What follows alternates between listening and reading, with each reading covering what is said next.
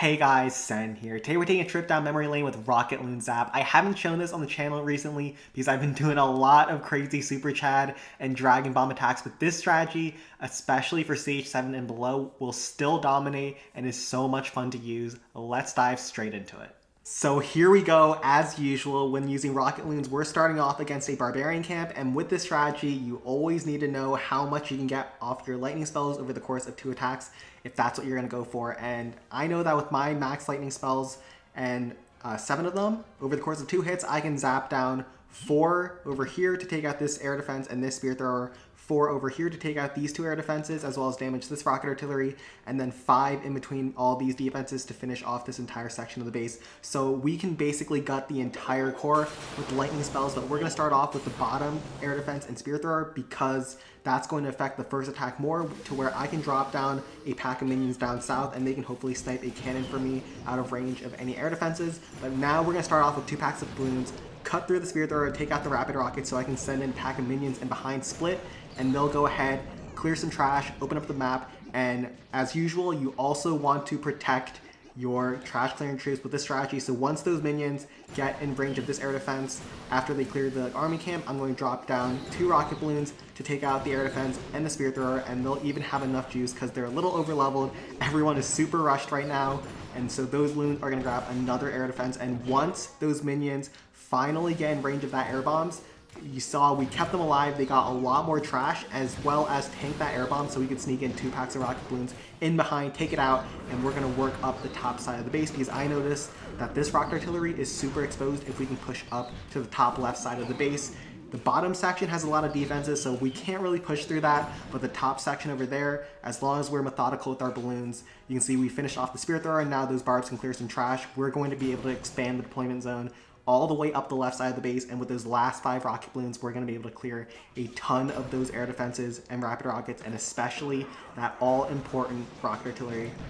And now once those barbs clear that one last building, I'll drop in my last camp of minions. They'll clear some trash, as well as they will distract the rocket artillery. I see the rocket artillery is pointing towards those minions, so I start sending in my rocket balloons before that rocket artillery can get some shots off of them. And notice how I saved my last 3 zap spells, and I'm just going to use them to perpetually stun some of those air defenses and those rocket artilleries. The lightning spells, you can also use them to stun, so if you can't finish off a pack of air defenses on one of the attacks, you can still get a little bit of utility out of your spells by stunning them. I think it's like a 0.5 second stun, so my balloons are able to get a little bit further and even grab a multi-cannon out of the deal. And like I said, we're going to zap out that entire core before we ever set foot with our rocket balloons on the second hit, and you can see there is just not much left on the base. We have 14 rocket balloons. There's just this one last air bombs over here, and it's surrounded by a bunch of ground target defenses, so we're going to try to push into that with loons from all different angles. A pack of archers up the top left side to clear some trash, open up the map, and then 1 rocket balloon on Tesla, 2 rocket balloons on this Tesla, push into the air defense, 1 on the spear thrower, 3 on the rapid rockets to kill this giant cannon in behind, 2 for the cannon to go after the air defense afterwards, and then we have 2 more rocket balloons left in the camps to finish off this space. We're going to distract that air bombs. We had a really sick split on the loons, so only 1 of them went on top of the air bombs, distracted it so the rest could sneak in, take it out, and we have so many troops left. Now, this is one of the advantages to using grade or rocket balloons over graveyard. You can have a ton of troops left over like this and get some bonus gold. I know bonus gold isn't a huge deal these days with only 1 gold per camp space you have left alive, but at the top levels when you're trying to push for a leaderboard spot, this can matter, and rocket balloons are a great way to stomp bases. Alright, up next, we're going to spice things up with some more troops into the fray, and we're going to come in with the Larry Barrels. Now, you can see this Barbarian camp has a lot of defenses on the outside of the base with the Spear Thrower, some cannons, some air defenses, all outside of the range of the splash defenses inside the base. And so if we can sneak in with some Larrys and make sure there's no traps with some rams to go ahead to search, those Larry Barrels can get some huge value. And against those defensive Sleeper Giants, which are a nightmare, those are basically the reason you don't want to go ground against Barbarian Camp. They have so much HP and they'll distract all of your troops while they're getting pounded on by the defenses. But those Larry Barrels with their numbers can do some serious damage to all that HP. So now we're going in with the ram. Go ahead to test. There are no traps.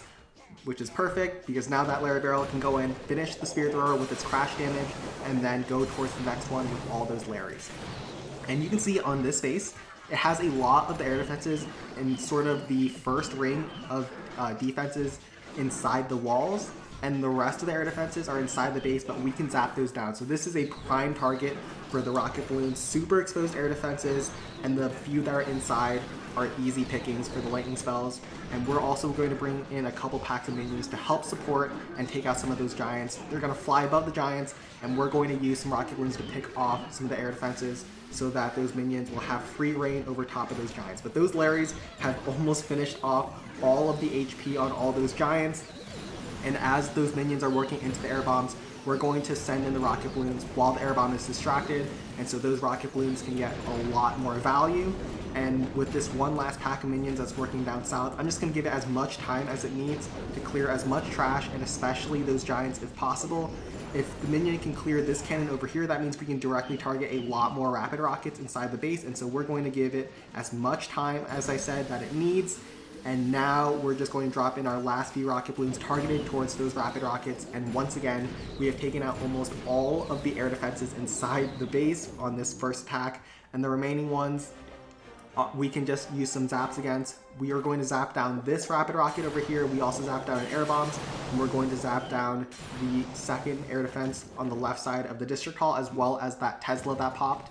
And then we're going to finish off this base with a fortress. So now fortress is a great way to get more bonus gold. If you notice that there's not that many air defenses inside the base, there's just a bunch of rocket artillery, some spear throwers, some air bombs, and just one air defense inside the base. And we're going to be able to use those rocket balloons to try to force that fortress inside the base faster so it doesn't take too much damage. It's under some heavy fire with all those spear throwers and rocket artillery fires, but with the help of the rocket balloons, it's going to push through all of that, and we have 6 left on the backside air defense, as well as some of those defenses back there, that we're going to drop 3 on top of the spear thrower, go towards the air defense, and then the Tesla, and then 2 on the multi-cannon to cut those rocket balloons into the Tesla, as well as go into this spear thrower over here. And we have 1 more rocket balloon to try to work into that last spear thrower, but that fortress is going to survive all the way through, and we're going to get a ton of bonus gold as we finish off this barbarian camp. So identifying that there's a lot of air defenses on the outside, that is sort of the ideal situation for your rocket balloons, because that means you can pick off a lot of them on the first attack and set up for maybe even a fortress to finish it off. Alright, let's finish up with this builder's workshop, and I had a super cool plan for this. So this base is weird in that it sort of has all of its air defenses in the outer ring of defenses around this interior blast over here, and so it's just a matter of how I can get to all those air defenses. Now, the ones up the right side of the base are super accessible to my rocket balloons, so I don't have to worry about those too much, but the ones that are closer inside the base, I need to make sure I have a better plan for those. Now, I can zap quite a few of them, but some of them I'm going to have to deal with some other troops, and that's where I come in with the cannon carts. So the cannon carts, of course, are going to do really well against these open channels. None of these walls inside the base are actually closed, and so those cannon carts can walk their way through, especially down this bottom section over here. There's a bunch of air defenses and not much ground DPS that'll be shooting at my cannon carts, and so I want them to drive down this leftmost channel over here and not some of these other channels with some more ground coverage. And so I want to be able to force them down south as far away as possible from those ground defenses, and so those cannon carts can survive as long as possible, and you're going to see how we do that. I drop down that rage spell leading towards the district hall, where I'm going to do a wizard bomb later, and taking advantage of that rage spell, I drop down those cannon carts to snipe those first 2 defenses, and so the cannon carts basically funnel themselves down when I do that wall break.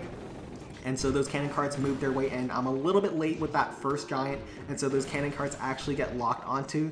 One of them is not going to be long for this world, but for the other ones, they're going to walk through that channel and grab as many of those air defenses, and hopefully the air bombs if possible, and up the right side of the base. You can see I'm already starting on a wizard bomb simultaneously. Some ramps distract this cannon and spear thrower, and those wizards up the gut.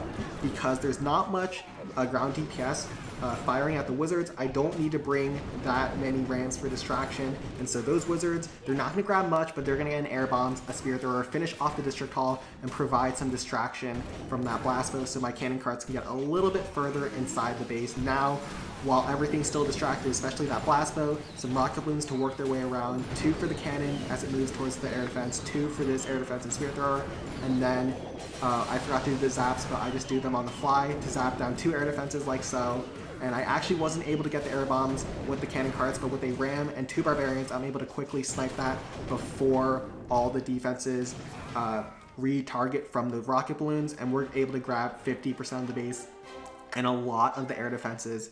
We even have 7 zaps left for this finishing blow, where we're going to be able to zap down an entire air bombs, and there's just going to be a blast bow for splash defenses. Obviously the wizard towers, they also do air splash damage, but I mean, they're so pathetic, especially when they're low level like this, to where the rocket balloons are easily going to be able to swarm through them. I'm just going to try to swarm from all different angles. The Mega Hit Teslas are actually super nasty towards rocket balloons as well, so I'm going to make sure that I have a healthy amount of rocket balloons going towards each of those Mega Hit Teslas so we can take them down before they kill too many of my loons. But I'm just going to be able to have so many loons converging on top of that last blast bow with 3 left in the bag for swag and crush this Builder's Workshop. That was a super cool trick that I used to funnel the cannon carts inside the bottom of the base, as well as get a lot more value out of that one rage spell that was only meant to be for the wizard bomb. Alright, I hope you guys enjoyed today's hits. I'm a little rusty on the strategy, especially with the rocket loon deployments, but it's still a skill testing strategy that it's so much fun to use when you get it right, and it's definitely the top attack at those lower levels if you can properly plan out your zaps. But make sure you join the Discord if you haven't already, like and subscribe if you enjoyed today's video, and take care.